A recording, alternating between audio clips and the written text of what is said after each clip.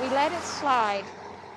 We have a tendency, you know, you cut a little bit, you cut a little bit, you keep cutting, and it's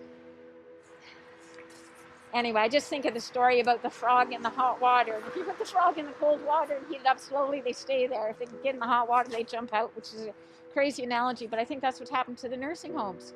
Just cut and cut and cut, and everybody copes and manages. And eventually it gets to this, and you don't see it, you don't see how bad it is until there's a disaster.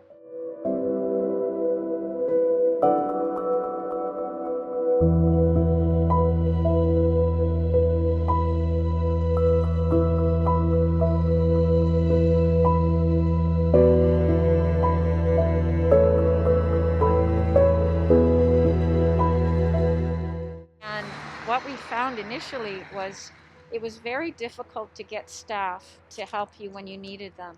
And it wasn't that they didn't want to be there to help, they just weren't enough staff. And if something happened that somebody else needed help and they needed two staff, well, then you just didn't see them for another 20 minutes, half an hour. We are very concerned about the staffing levels and talked to some of the people there who were so frustrated and so tired of having to not be able to do their job. It was just so sad to see all of these people who weren't being tended to physically, and the recreation person was run off their feet, and it was just really the short staffing was the biggest thing. So then the SHA was in there by then, and she got, I have to say, she got really good care. It was really appropriate. The medical care was appropriate, and we could see her through the window, and she was really, really fragile and weak. And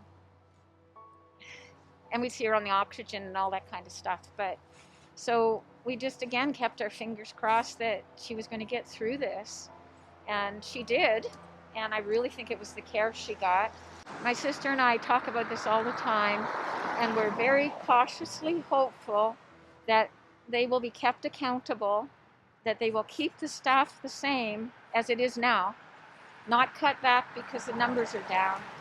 And it'll make such a different environment for the staff and for the residents. When those staff people came in and had to work with 8 or 10 or how many ever people, if somebody called in sick, and they all needed heavy-duty care, what do you do as a staff person? What do you do? And you can't go to work every day like that and expect to be functioning well. It wasn't fair. Anyway, they seem a lot happier. The staff that I've known since we started are smiling and much more communicative with the residents, and what I can see through the window anyway. So we're hoping it'll last.